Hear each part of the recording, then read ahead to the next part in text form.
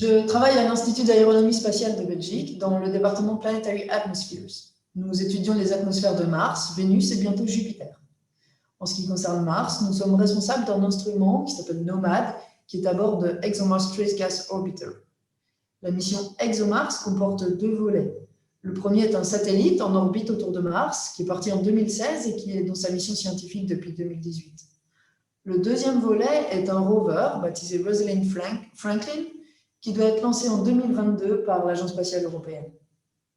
À l'aide de NOMAD, notre instrument, nous identifions les molécules dans l'atmosphère de Mars et en quelle quantité elles sont présentes. NOMAD nous informe également de la quantité de poussière dans l'atmosphère, ainsi que des changements à la surface.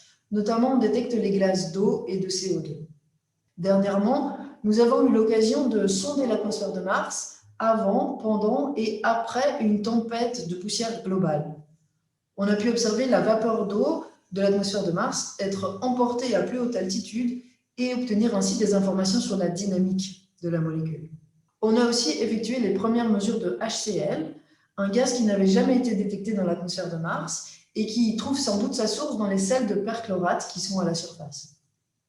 Notre instrument est également capable de détecter d'infimes quantités de méthane dans l'atmosphère, mais nous n'en avons pas encore détecté, contrairement à Curiosity, lui au sol.